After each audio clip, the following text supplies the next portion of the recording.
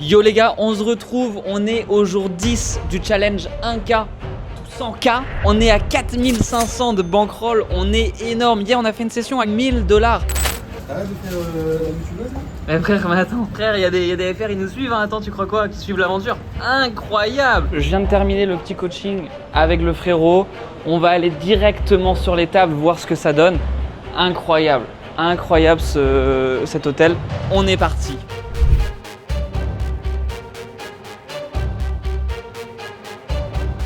On va aller jouer une petite 2-5 au One, il est 21h40 et je vais déposer 1000 $. Je vais garder seulement 500 $ et le reste va être derrière moi au cas où que je drop. On va perdre quelques petits spots et rapidement je vais découvrir As-9 off en bébé. Le joueur au bouton qui est plutôt un reg open à 12 $.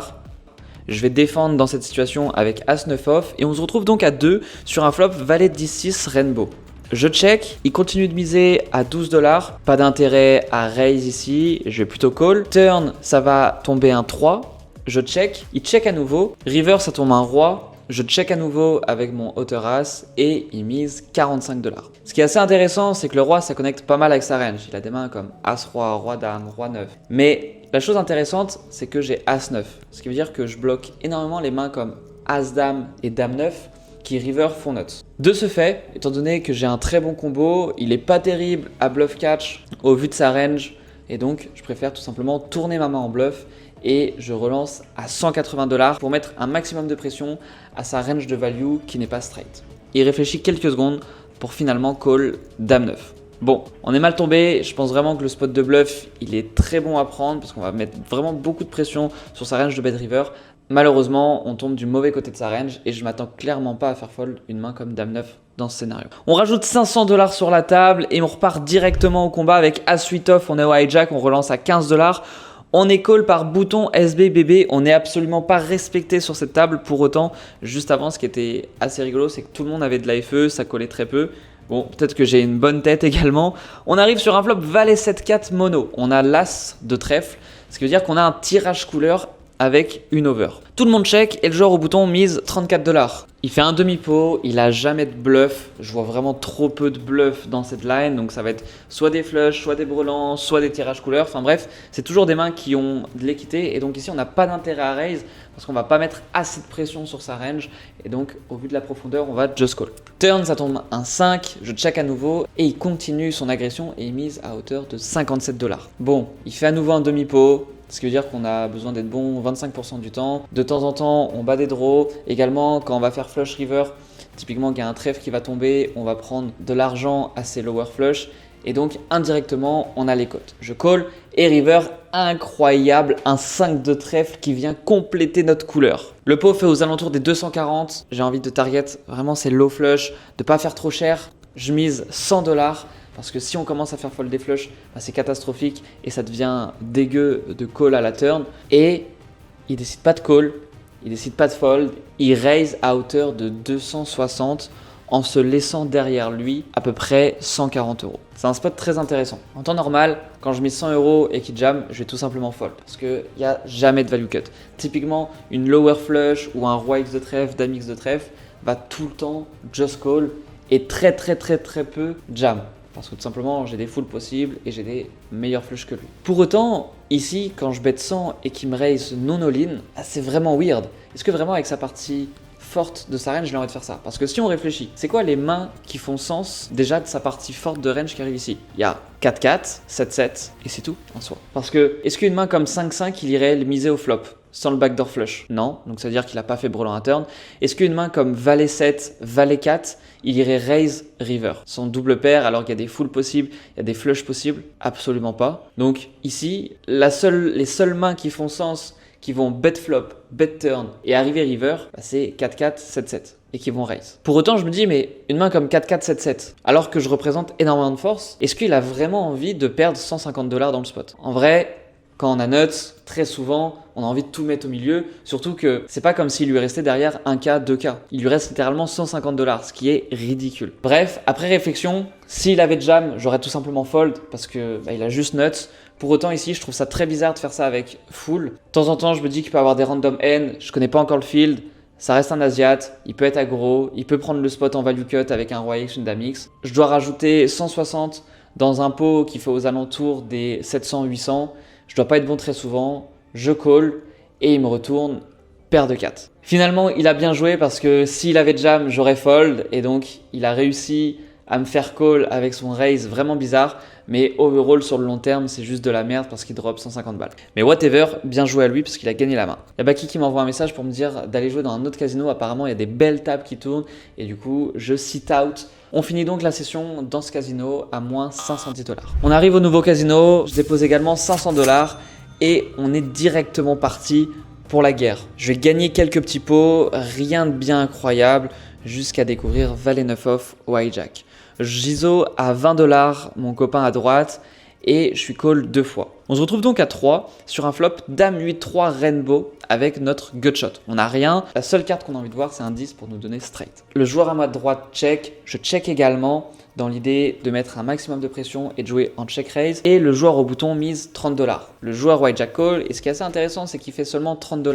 30 $, de ma vision, ça représente des mains comme pas mal de Dame X, paire de valets, paire de 10 qui peuvent miser comme ça de temps en temps. Mais dans tous les cas, pas une main très forte. J'estime que s'il avait brelante 8, brelante 3, il aurait raise beaucoup plus cher. Également, je le mets pas des combos comme 8 et 3, Dame 3, parce qu'il aurait pas call ça au bouton. Donc techniquement, il y a Dame 8, 8-8, 3-3 qui est très fort dans ce spot. Mais quand il mise 30, je le vois très peu. Étant donné qu'on a une gutshot, qu'on a un bon combo, qu'on bloque en plus des Dame valets, la calling range possible de notre vilain qui est des mains comme Dame valet, Dame 9, je prends le spot de raise et je raise directement à 120 $. Bouton call et hijack call. Bon, j'ai l'impression que jusque là, le plan n'a pas trop fonctionné. Turn, ça tombe un as de trèfle, notre ami à droite check. Et là, je regarde mes jetons pour savoir combien j'ai de stacks, savoir si je vais jam parce que je trouve que cet as, c'est une très bonne carte pour s'appuyer et mettre le dernier en bluff. Il me reste à peu près 300 $ derrière, mettre un maximum de pression sur les dames. L'as connecte très peu avec leur range qui ont bet call, étant donné que des mains comme As-8, As-3 qui peuvent faire double paire, et bien simplement ils vont fold au flop. Également As-Dame, le joueur à ma droite l'aurait pas limp, l'aurait open et le joueur à ma gauche l'aurait sûrement squeeze. Donc bref, c'est une très bonne carte pour mettre de la pression sur les low Dame X. Et malheureusement, je relève la tête, je comprends pas ce qui se passe, je vois déjà la river qui a un 5 de trèfle. Je me dis mais je t'en fais que... Hein. Donc le joueur à ma droite mise 210 $ et en fait bah je peux rien faire, on est fucked. De base je voulais jam sur l'as, mais étant donné que j'ai pas compris pourquoi la croupière a pensé que j'avais check, je me retrouve dans un spot où je suis juste obligé de muck. Et pour finir, le joueur au bouton fold également. On perd donc ce spot et quelques mains plus tard je vais découvrir Dame valet suité. Je vais open à 20, il y a la meuf en bébé qui va call et on arrive sur un flop Dame Dame 6. Elle check. Je vais check également, dans tous les cas à une dame, je vais tout prendre, je suis content de laisser toucher un as, un roi ou également des underpairs, typiquement si elle a une main comme valet 10, je vais pouvoir 2 barrels sur un valet ou un 10 et elle va call. Donc pour ces raisons là, je check, turn c'est un as qui est plutôt une bonne carte parce que ça connecte pas mal avec sa range. Elle check, je mise 50 $ et par mon plus grand plaisir, elle relance à 120 $. Il me reste seulement 270 $ derrière, je vois pas d'intérêt à fast play, à jam. Si de temps en temps, elle a des flushs rejoués comme ça, des gutshots, j'ai pas envie de les faire fold. Si typiquement de temps en temps, elle a des bluffs ou même des As-X, des low As-X qu'elle pourrait fold vs un jam, je préfère garder sa range. Dans tous les cas, on va tout mettre river, il n'y a pas vraiment de scary cards qui peuvent ralentir l'action. C'est pour ces raisons-là que je call. River, ça tombe un valet au cas où que de temps en temps, elle est paire de 6 ou dame 6. Maintenant, on est devant ces mains-là. Elle mise 120 $. Je réfléchis un peu, encore une fois il me reste que 270. Dans tous les cas on y était, qu'il y avait un valet ou pas river, on mettait tout, je jam, elle snap call.